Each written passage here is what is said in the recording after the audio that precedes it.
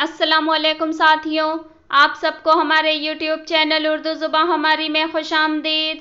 आज मैं आप लोगों के सामने UGC नेट JRF के निसाब में शामिल 10 यूनिट जो हैं उनमें से पहली यूनिट से मुताल्लिक तमाम अहम और मुमकिना सवाल जवाब पेश कर रही हूँ, जो नेट JRF और दीगर तमाम मुकाबला जाती इम्तिहानात के हवाले से बहुत ही मुफीद और कारआमद साबित होंगे।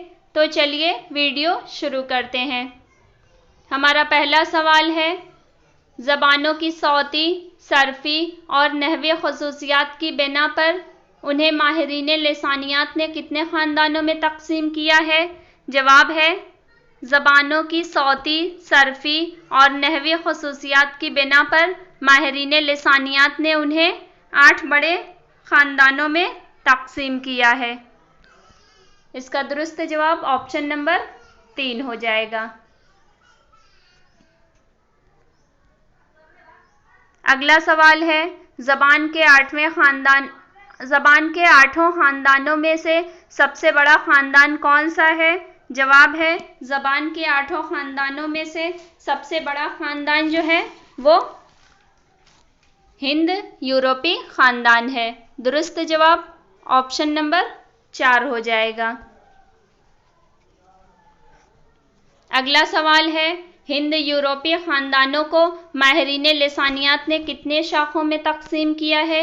जवाब है, हिंद यूरोपीय ख़ानदानों को माहिरीन लिसानियात ने 11 शाखों में तक़सीम किया है। दुरुस्त जवाब ऑप्शन नंबर 1 हो जाएगा। अगला सवाल है, वो हिंद आर्याई जो उर्दू और हिंदी की अस्ल है, ज़बानों के किस ख़ानदान की शाख है? जवाब है, वो हिंद आर्याई जो उर्दू और हिंदी की अस्ल है, वो ज़बानों के हिंद यूरोपी ख़ानदान की शाख है। दुरुस्त जवाब ऑप्शन नंबर 2 हो जाएगा। अगला सवाल है, माहिरीन लिसानियात ने हिंदुस्तान में हिंद आर्याई ज़बानों के इर्तिक़ा को कितने अदवार में तक़सीम किया है?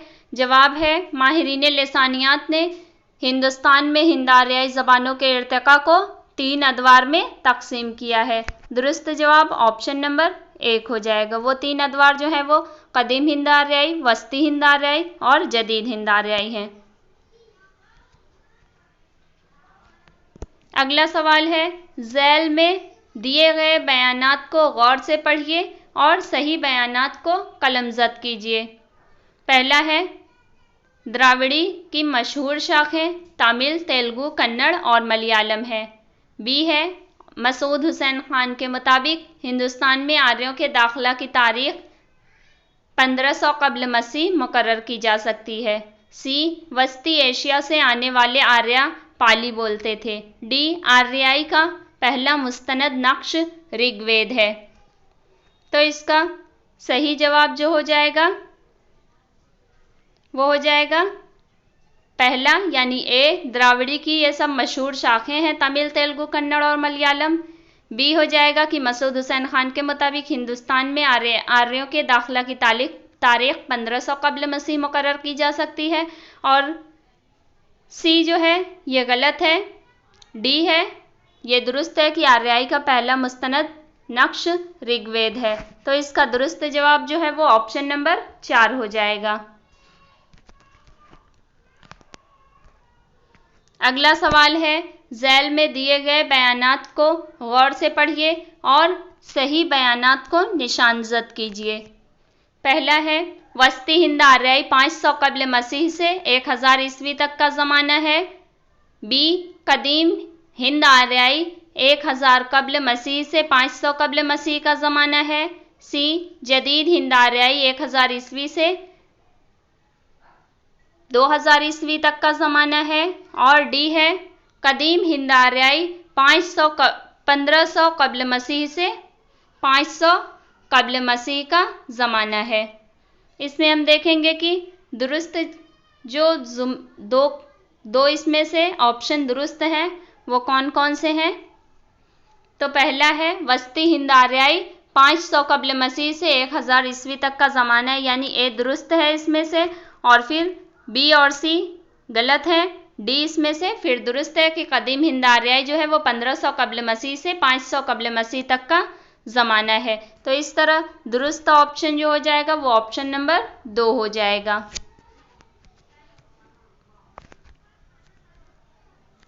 अगला सवाल है, झैल में से 2 जुमरे सही हैं। इसमें देखा जाए कौन कौन से जुमरे सही हैं। हिंद आर्याई के 5 अदवार हैं, डॉक्टर सुदेश्वर वर्मा।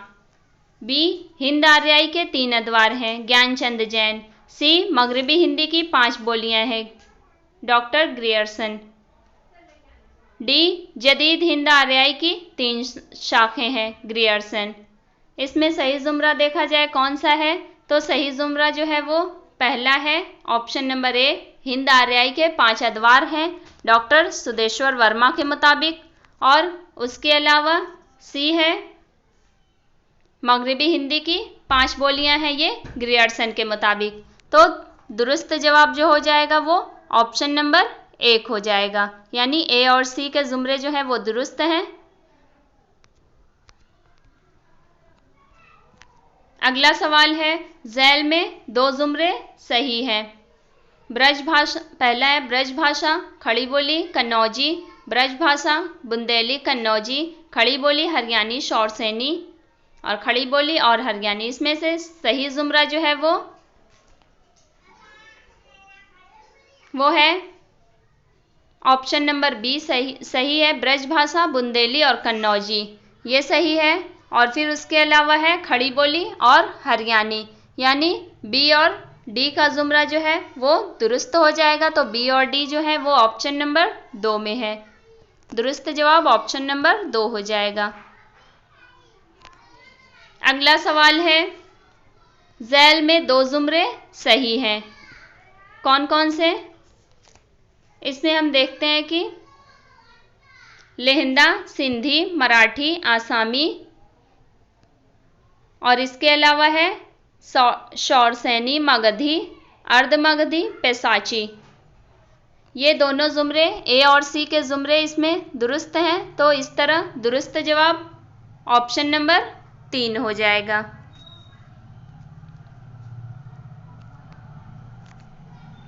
अगला सवाल है, झैल के बयानात को गौर से पढ़िए और दुरुस्त बयानात को कलमजद कीजिए। ए है, रज़मिया मंजिल को अदबी मंजिल कहा जाता है। बी, वस्ती हिंद आर्याई के पहले दौर में पाली अवाम की मकबूल ज़बान रही है, जिसमें जैन मत और बुद्ध मत की तालीमात मिलती हैं। सी, प्राकृत के मानी फितरी ज़बान के हैं। डी, अपभ्रंश के मानी बिगड़ी ज़बान के हैं। इसमें से सही जवाब की निशानदेही करनी है, यानी कौन सा जुमरा सही है।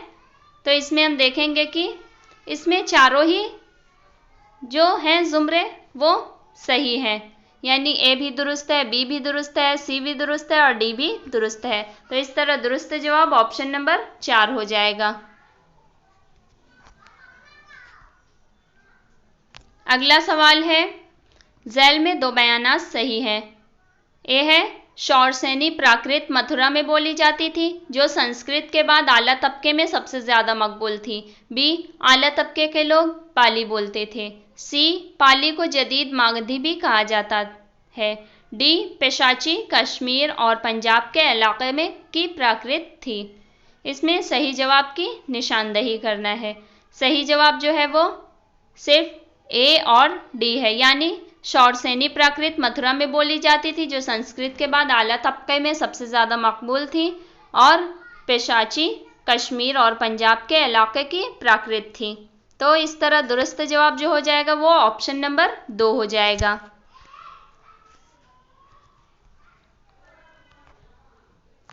अगला सवाल है, झैल में दिए गए बयानात को गौर से पढ़िए और दुरुस्त बयानात को निशानजद कीजिए। ए, ब्राचट अपभ्रंश गुजरात में राइज थी। बी, मगधी मशरकी हिंदुस्तानियों की बोली थी, जिसे आर्य हकारत की निगाह से देखते थे।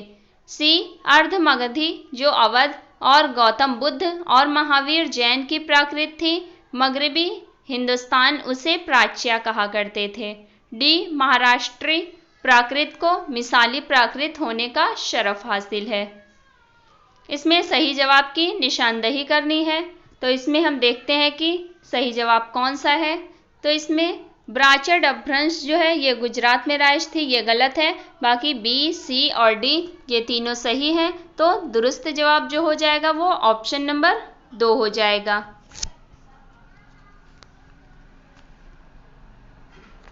अगला सवाल है, झैल में 2 जुमरे सही हैं। खड़ी बोली राजस्थानी, पंजाबी, गुजराती, आसामी, बंगाली, उड़िया, बिहारी। सी अवधी, बघेली, छत्तीसगढ़ी और मराठी। डी लहंदा, सिंधी, हरियाणी और कन्नौजी। इसमें सही जुमरे की निशानदही करना है। इसमें सही जुमरा जो है वो ए और बी का हो जाएगा। तो दुरुस्त जवाब जो हो जाएगा वो ऑप्शन नंबर 1 हो जाएगा।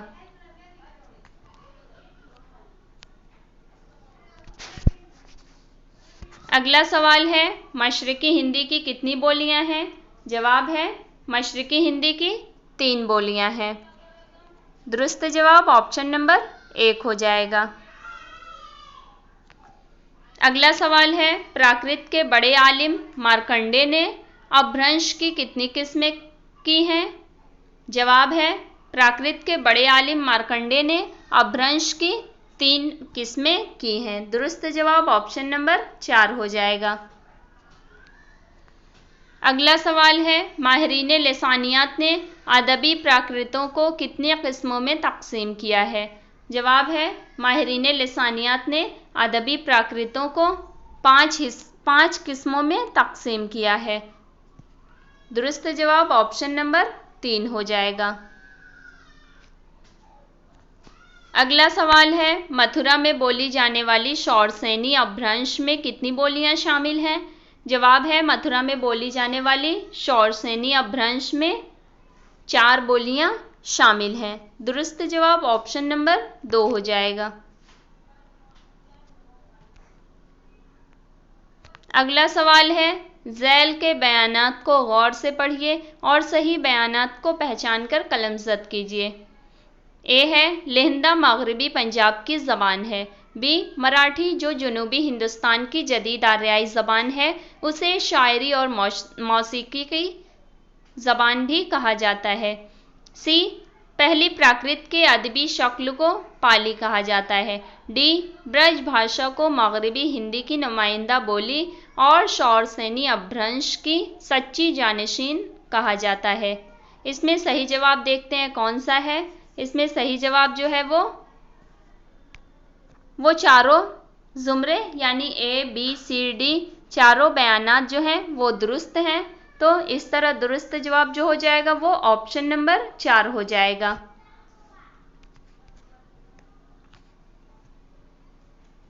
अगला सवाल है, झैल के बयानात को गौर से पढ़िए और दुरुस्त बयानात को निशानजद कीजिए। पहला है, संस्कृत पर लगाई गई पाबंदियों के नतीजे में वजूद में आने वाली ज़बान को अपभ्रंश कहते हैं। बी वस्ती हिंद आर्याई के दौर में अवाम की बोली के अदबी रूप को प्राकृत कहते हैं। सी प्राकृतों के अदबी शक्ल अख्तियार कर लेने के बाद अवाम की बोलचाल की ज़बान को अपभ्रंश कहते हैं। डी प्राकृतों में सबसे पहले शौरसेनी अपभ्रंश में कवायद तरतीब दिए गए हैं। सही जवाब की निशानदही इसमें करना है। तो इसमें सही जवाब हम देखते हैं कि सिर्फ एक ही है जो कि सी है, यानी प्राकृतों के अदबी शक्ल अख्तियार कर लेने के बाद अवाम की जो बोलचाल की ज़बान थी उसे अपभ्रंश कहते हैं। तो इस तरह दुरुस्त जवाब जो हो जाएगा वो ऑप्शन नंबर 2 हो जाएगा, यानी सिर्फ सी इसमें दुरुस्त है।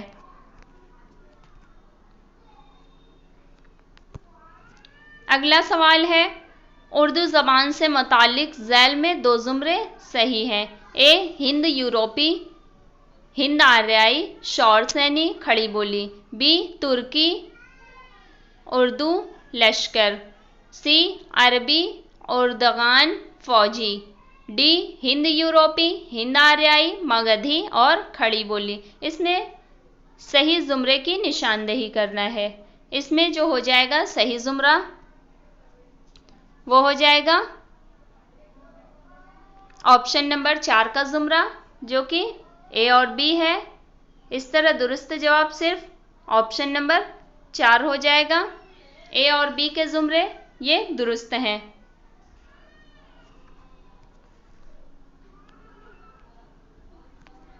अगला सवाल है, जदीद हिंद आर्याई का ज़माना कब से कब तक है? जवाब है, जदीद हिंद आर्याई का ज़माना 1000 ईस्वी से ताहाल तक, यानी मौजूदा दौर तक जो है वो जदीद हिंद आर्याई का ज़माना है। दुरुस्त जवाब ऑप्शन नंबर 4 हो जाएगा। अगला सवाल है, खड़ी बोली से मुताल्लिक दर्ज झैल बयानात को गौर से पढ़िए और दुरुस्त बयानात को कलमज़द कीजिए। ए है, खड़ी बोली में मुशद्दद अल्फाज का इस्तेमाल बहुत कम होता है। बी, खड़ी बोली में माकूसी मुसम्मते डाल का कसरत से इस्तेमाल मिलता है। सी, खड़ी बोली में ने का इस्तेमाल फ़ाइली और मफ़ऊली दोनों हालतों में होता है। डी, खड़ी बोली में तेरा मेरा की जगह तुझ मुझ का इस्तेमाल होता है। इसमें सही जवाब की निशानदेही करना है। तो हम देखते हैं कि इसमें सही जवाब जो हो जाएगा वो ऑप्शन नंबर 3 हो जाएगा, यानी ए इसमें गलत है, बाकी तीनों बी, सी और डी दुरुस्त हैं। तो सही जवाब ऑप्शन नंबर 3 हो जाएगा।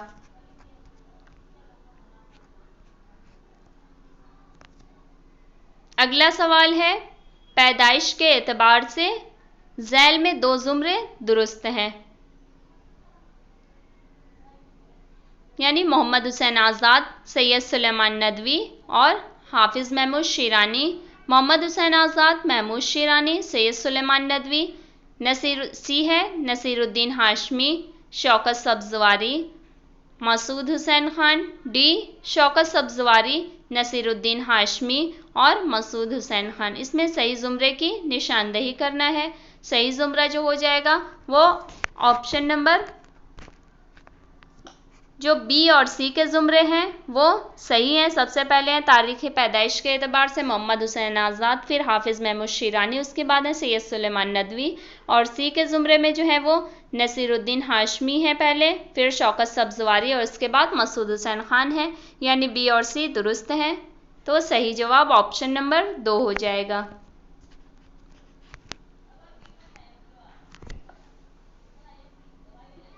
अगला सवाल है, उर्दू की जाए पैदाइश के बारे में नज़रिए के एतबार से साहिबे नज़रिए का नाम जोड़िए। इसमें हम देखते हैं कि पंजाब में उर्दू की जाए पैदाइश का नज़रिया जो है वो हाफिज़ महमूद शिरानी ने पेश किया था। तो ए का हो जाएगा 3, और दुआबे गंगो जमन जो का नज़रिया जो पेश किया था वो पेश किया था शौकत सब्ज़वारी ने। तो बी का हो जाएगा 1, और दिल्ली और उसके गिरदो नवाह का नज़रिया जो पेश किया था वो मसूद हुसैन खान ने पेश किया था, और सिंध का नज़रिया जो पेश किया था वो सैयद सुलेमान नदवी ने किया था। तो हम देखते हैं कि ए जाएगा, ए का 3 है, बी का 1, सी का 2 और डी का है 4। तो दुरुस्त जो हो जाएगा जुमरा वो ऑप्शन नंबर 4 हो जाएगा।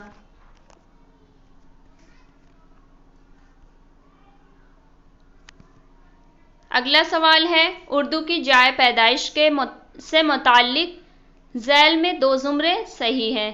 तो इसमें कौन कौन सा जुमरा सही है देखते हैं।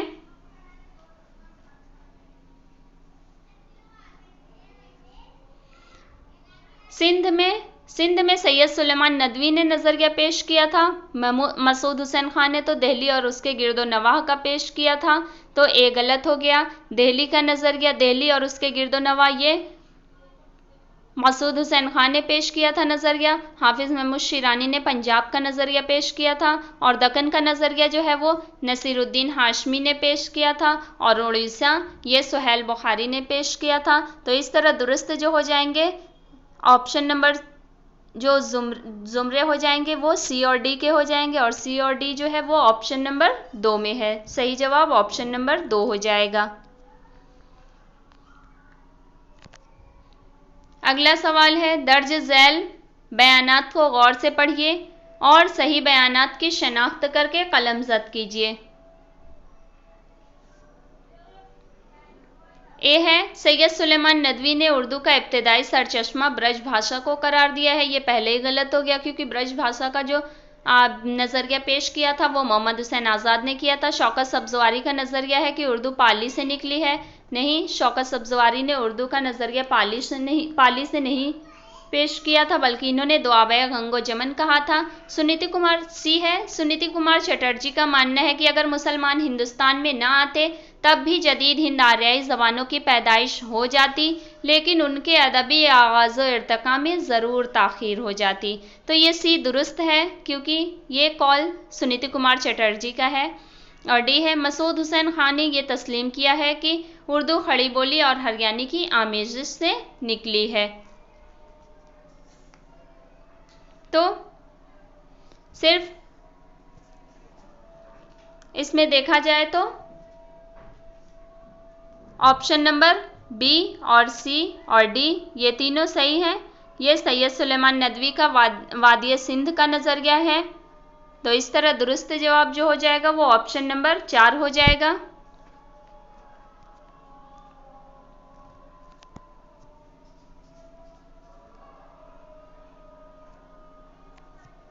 अगला सवाल है, झैल के दर्ज झैल बयानात को गौर से पढ़िए और सही बयानात को कलमज़द कीजिए। ए है, रजब अली बेग सुरूर ने लिखा है कि उर्दू अकबर के अहद में पैदा हुई और शाहजहां के ज़माने में इसने फ़रोग़ पाया। बी है, ज्ञानचंद जैन ने मगधी को उर्दू की असल करार दिया है।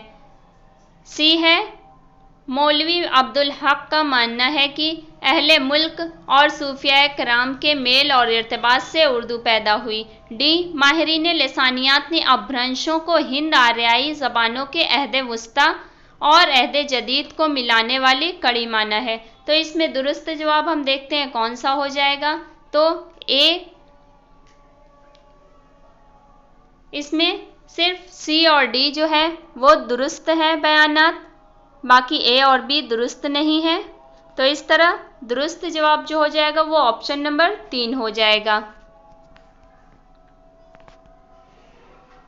अगला सवाल है, दर्ज झैल बयानात को गौर से पढ़िए और सही बयानात को कलमज़द कीजिए। ए है, इंशाअल्लाह खां इंशा उर्दू के अरबी, फ़ारसी, तुर्की और ब्रज भाषा पर मुश्तमिल होने के कायल हैं। बी है, इमाम बख्श सहबाई ने उर्दू को शाहजहांबाद में फ़ारसी और हिंदी के खलामला से मुरव्वज होने वाली बोली करार दिया है। सी, महिउद्दीन कादरी ज़ोर का कहना है कि हिंदुस्तान की जदीद ज़बानों की पैदाइश प्राकृतों से नहीं बल्कि अपभ्रंशों से हुई है।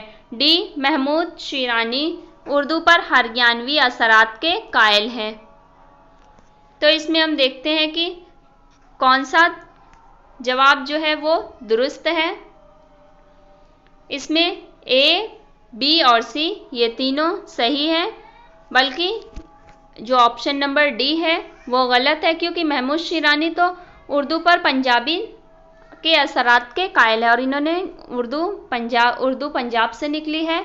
ये नज़रिया इन्होंने पेश किया है। तो दुरुस्त जवाब जो हो जाएगा वो ऑप्शन नंबर 2 हो जाएगा।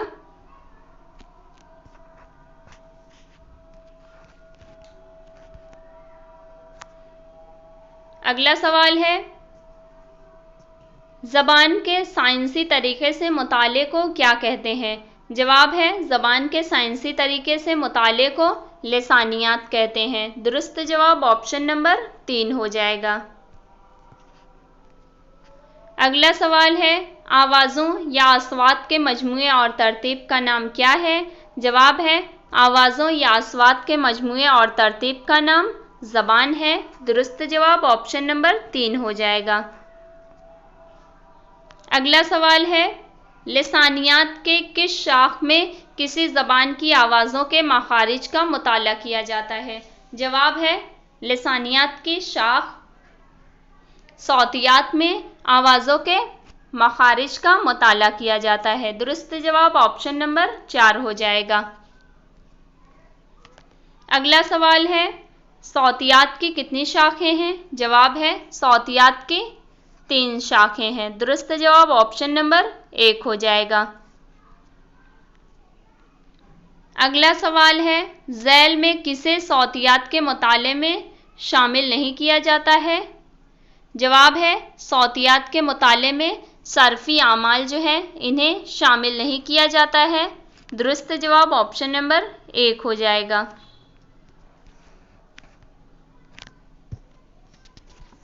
अगला सवाल है, झैल में 2 जुमरे सही हैं। ए है ज़बान निचला होंठ तलफ़्फ़ुज़कार, बी ज़बान हल्क सख्त तालु तलफ़्फ़ुज़कार, सी बंदिशी माकोसी दंदानी मकामे तलफ़्फ़ुज़, डी बंदिशी अनफी सफ़ीरी तर्ज तलफ़्फ़ुज़। सही जुमरे की निशानदही करने हैं। इसमें हम देखते हैं कि ऑप्शन नंबर ए सही है और इसके अलावा ए के अलावा डी सही है, तो दुरुस्त जवाब जो हो जाएगा वो ऑप्शन नंबर 1 का जुमरा हो जाएगा। अगला सवाल है, जिन आवाज़ों की अदायगी में मुंह के अंदर किसी किस्म की रुकावट नहीं आती वो क्या कहलाती है? जवाब है जिन आवाज़ों की अदायगी में मुंह के अंदर किसी किस्म की रुकावट नहीं आती वो मुसव्वता कहलाते हैं। दुरुस्त जवाब ऑप्शन नंबर 2 हो जाएगा। अगला सवाल है, उर्दू में सफ़ीरी आवाज़ों की कुल तादाद कितनी है? जवाब है उर्दू में सफ़ीरी आवाज़ों की कुल तादाद 9 है। दुरुस्त जवाब ऑप्शन नंबर 4 हो जाएगा। अगला सवाल है, जिन आवाज़ों की अदायगी में मुंह यानी ज़हनी जौफ से बाहर आती हवा में रुकावट पैदा होती है उन्हें क्या कहते हैं? जवाब है जिन आवाज़ों की अदायगी में मुंह से बाहर आती हवा में रुकावट पैदा होती है उन्हें मुसम्मता कहते हैं। दुरुस्त जवाब ऑप्शन नंबर 2 हो जाएगा। अगला सवाल है, मुसव्वतों और मुसम्मतों को मजमूई तौर पर क्या कहते हैं? जवाब है मुसम्मतों और मुसव्वतों को मजमूई तौर पर सौत या सौतिया कहते हैं। दुरुस्त जवाब ऑप्शन नंबर 2 हो जाएगा। अगला सवाल है, झैल के बयानात को गौर से पढ़िए और दुरुस्त बयानात को कलमज़द कीजिए। ए है सौतियात इंसानी आवाज़ों का साइंसी मुताला है, बी सौतियात में हर्फ के बजाय सौत और लफ्ज़ के बजाय मजमूए अस्वात को ज़्यादा अहमियत दी जाती है, सी उर्दू में रे इर्तिआशी मुसम्मता है, डी उर्दू में ये और वाव नीम मुसम्मते हैं। इसमें दुरुस्त जवाब देखेंगे कौन सा है, तो इसमें चारों बयान जो हैं वो दुरुस्त हैं, यानी ए बी सी डी सब के सब दुरुस्त हैं, तो सही जवाब ऑप्शन नंबर 3 हो जाएगा।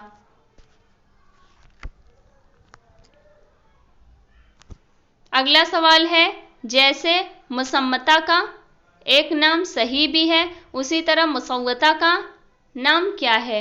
जवाब है जैसे मुसम्मता का एक नाम सही है उसी तरह मुसव्वता का एक नाम इल्लत है। दुरुस्त जवाब ऑप्शन नंबर 4 हो जाएगा।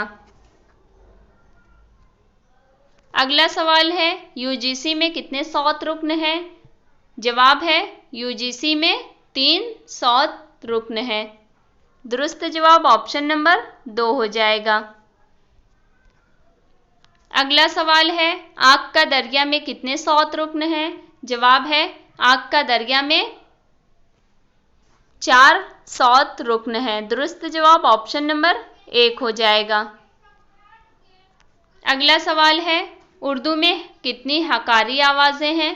जवाब है उर्दू में 11 हकारी आवाज़ें हैं। दुरुस्त जवाब ऑप्शन नंबर 1 हो जाएगा। अगला सवाल है, झैल के बयानात को गौर से पढ़िए और सही बयानात को कलमज़द कीजिए। ए फ़ोनीमियात में सबसे छोटी इकाई फ़ोनीम है, बी जिसमें किसी ज़बान के इम्तियाज़ी आवाज़ों का मुताला किया जाए उसे फ़ोनीमियात कहा जाता है, सी मार्फीमियात में सबसे छोटी इकाई मार्फीम या सर्फिया है, डी सादा आवाज़ों को तहरीरी अलामात या शक्ल में लाने को हर्फ कहते हैं। इसमें दुरुस्त जवाब देखते हैं कौन सा हो जाएगा। इसमें दुरुस्त जो है वो ए, बी, सी और डी सबके सब दुरुस्त हैं, तो इस तरह सही जवाब ऑप्शन नंबर 3 हो जाएगा। अगला सवाल है, उर्दू में कितनी माकूसी आवाज़ें हैं? जवाब है उर्दू में माकूसी आवाज़ें 6 हैं। दुरुस्त जवाब ऑप्शन नंबर 2 हो जाएगा। अगला सवाल है, झैल के बयानात को गौर से पढ़िए और सही बयानात को पहचान कर निशानजद कीजिए। ए है वो है जो लिखी जाए लेकिन पढ़ी न जाए, हाय मलफूजी कहलाती है। बी एक से ज़्यादा मिली हुई आवाज़ों की तहरीरी अलामतें अल्फाज कहलाती हैं। सी हरूफ के मजमूए को अबजद कहते हैं। डी वो है जो लिखी जाए और पढ़ी भी जाए, हाय मुख्तफ़ी कहलाती है। इसमें दुरुस्त जवाब देखना है कौन कौन सा है, तो इसमें दुरुस्त जवाब जो हो जाएगा वो ऑप्शन नंबर 4 हो जाएगा और इसमें बी और सी जो है वो दुरुस्त है बयानात, तो इस तरह सही जवाब ऑप्शन नंबर 4 हो जाएगा। अगला सवाल है, लिसानियात के किस शाख में इस बात का मुताला किया जाता है कि किसी भी ज़बान में अल्फाज की तश्कील किस तरह होती है और उस ज़बान के अल्फाज आपस में एक दूसरे से किस तरह का रिश्ता रखते हैं? जवाब है लिसानियात की शाख सर्फियात में इस बात का मुताला किया जाता है। दुरुस्त जवाब ऑप्शन नंबर 2 हो जाएगा। यानी सर्फियात जो है लिसानियात की वो एक शाख है और इसमें ये मुताला किया जाता है कि किसी भी ज़बान में जो अल्फाज की तश्कील होती है, जो अल्फाज बनते हैं वो किस तरह बनते हैं और उस ज़बान के अल्फाज यानी एक अल्फाज जो है दूसरे अल्फाज से किस तरह रिश्ता रखते हैं, ये सर्फियात में इन तमाम बातों का मुताला किया जाता है। अगला सवाल है, झैल में किसका ताल्लुक सर्फियात से नहीं है? जवाब है तरतीब जो है इसका कोई ताल्लुक सर्फियात से नहीं है। दुरुस्त जवाब ऑप्शन नंबर 4 हो जाएगा। अगला सवाल है, झैल में किसका शुमार सर्फियात के मुताले के तहत नहीं किया जाता? जवाब है जुज़्वे मुत्तसिल का शुमार सर्फियात के मुताले के तहत नहीं किया जाता। दुरुस्त जवाब ऑप्शन नंबर 3 हो जाएगा। अगला सवाल है, लिसानियात की किस शाख में किसी ज़बान की जुमलों की साख्त और जुमलों में लफ्ज़ों की तरतीब के कायदों का मुताला किया जाता है? जवाब है लिसानियात की शाख नहवियात में जुमलों की साख्त और जुमलों में जो लफ्ज़ों की तरतीब होती है उसका कायदा किस तरह होता है, इसका मुताला किया जाता है। तो दुरुस्त जवाब जो है वो ऑप्शन नंबर 3 हो जाएगा। अगला सवाल है, झैल में नहवियात से मुताल्लिक 2 ज़ुमरे सही हैं। ए है जुज़्वे मुत्तसिल तरकीब जुज़्व तरकीब और जुज़्व मुत्तसिल। बी जुज़्वे मुत्तसिल साबका लाहिका मशमूल। सी तरकीब वस्तिया तवाफुक। डी शमूलकार मशमूल आज़ाद फ़िक्रा। इसमें सही ज़ुमरा कौन सा है देखते हैं। सही ज़ुमरा जो है वो ए और डी का है, यानी जुज़्व तरकीब और जुज़्व मुत्तसिल, और डी है शमूलकार मशमूल और आज़ाद फ़िक्रा। तो ए और डी जो है वो ऑप्शन नंबर 3 में है। दुरुस्त जवाब ऑप्शन नंबर 3 हो जाएगा। अगला सवाल है, लिसानियात के किस शाख में किसी ज़बान के अल्फाज और जुमलों के मफ़हूम का मुताला किया जाता है? जवाब है लिसानियात की शाख मानियात में ज़बान के अल्फाज और जुमलों के मफ़हूम का मुताला किया जाता है। सही जवाब ऑप्शन नंबर 4 हो जाएगा।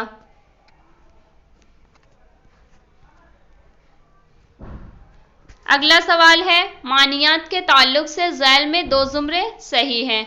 ए है तसव्वुर तखालुफ तरादुफ हम आहंगी, बी तवाफुक तसव्वुर तासुर, सी जुज़्व मुत्तसिल तरादुफ हम आहंगी, डी मुहावरा इंतखाबी पसंद इंतखाबी पाबंदी। इसमें दुरुस्त जुमरा कौन कौन सा है? तो दुरुस्त जुमरा जो है वो ऑप्शन नंबर 3 हो जाएगा, यानी ए और डी के जुमरे जो हैं वो दुरुस्त हैं। सही जवाब ऑप्शन नंबर 3 हो जाएगा।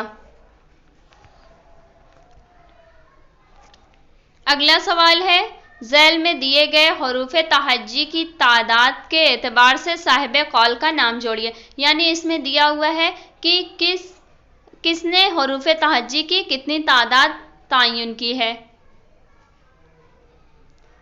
तो इसमें हम देखते हैं, इंशाअल्लाह खां इंशा ने हरूफ तहज्जी की जो तादाद बताई है वो इन्होंने 85 बताई है। यानी इंशाअल्लाह खां इंशा ने 85 बताई है। और ब्रजमोहन दत्तात्रेय कैफी ने हरूफ तहज्जी की तादाद 47 बताई है। मौलवी अब्दुल हक ने हरूफ तहज्जी की तादाद जो है वो 50 बताई है। और जदीद तहकीक के मुताबिक, यानी जदीद माहिरीन लिसानियात ने हरूफ तहज्जी की तादाद जो है वो 36 बताई है।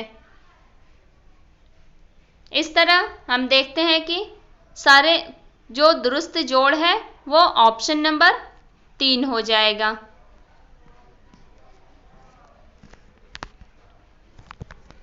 अगला सवाल है, उर्दू ज़बान किस रस्मुल ख़त में लिखी जाती है? जवाब है, उर्दू ज़बान अरबी और फ़ारसी रस्मुल ख़त में लिखी जाती है। दुरुस्त जवाब ऑप्शन नंबर 3 हो जाएगा।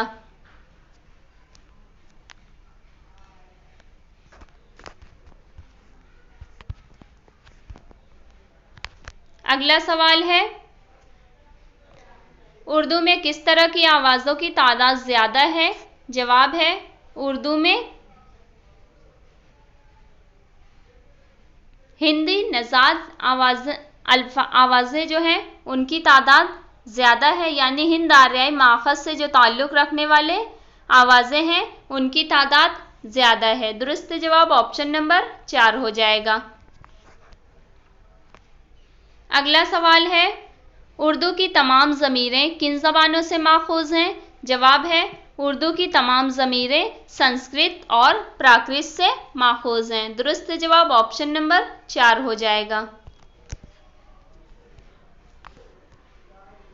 अगला सवाल है, उर्दू के बुनियादी हरूफ या बुनियादी तरसीमों की तादाद कितनी है? जवाब है, उर्दू के बुनियादी हरूफ या बुनियादी तरसीमों की तादाद जो है वो 18 है। सही जवाब ऑप्शन नंबर 3 हो जाएगा।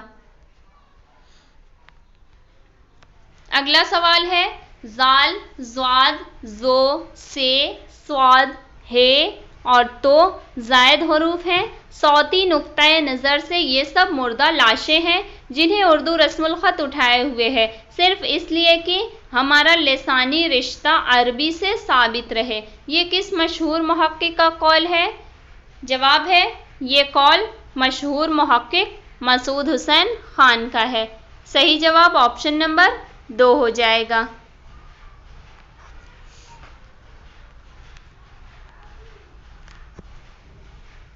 अगला सवाल है, इनमें से किसका ताल्लुक सर्फियात से नहीं है? जवाब है, जुज़्व मुत्तसिल जो है इसका ताल्लुक सर्फियात से नहीं है। सही जवाब ऑप्शन नंबर 1 हो जाएगा।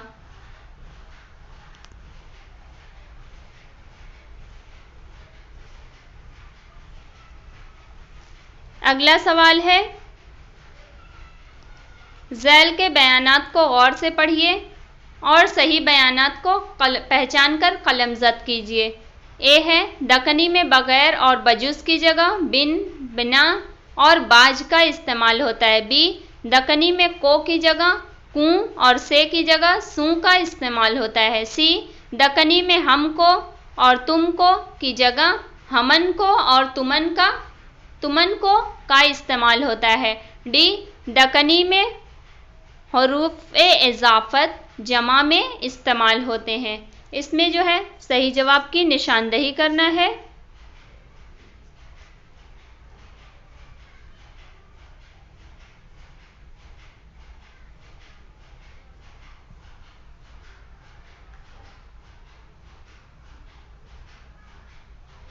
इसमें सही जवाब जो है वो चारों जुमरे ही दुरुस्त हैं, यानी ए, बी, सी और डी ये सब दक्कनी उर्दू के बारे में है। तो इस तरह ये चारों जुमरे दुरुस्त हैं। इसी के साथ आज के हमारे सवालों जवाब खत्म हुए। अगर आपको हमारे सवालों जवाब की ये सीरीज पसंद आए तो हमारी वीडियो को लाइक करें, किसी के लिए ज़रूरी समझें तो उसे शेयर करें, और अगर आप हमारे चैनल पर नए हैं और अभी तक आपने हमारे चैनल को सब्सक्राइब नहीं किया है तो हमारे चैनल को ज़रूर सब्सक्राइब कर लें, ताकि इस तरह की मज़ीद मुफीद और कारआमद वीडियोस आपको वक्त पर मिलती रहें। ये तमाम के तमाम सवालात जो थे वो यूनिट 1 से, जो यूजीसी नेट जेआरएफ के निसाब में 10 यूनिट जो है शामिल की गई हैं, उसमें पहली यूनिट जो है वो तारीख़ ज़बान उर्दू से मुताल्लिक जो पहली यूनिट है उससे मुताल्लिक ये तमाम के तमाम सवालात थे। इस तरह यूनिट 1 के सवाल आज मुकम्मल हुए। बहुत शुक्रिया।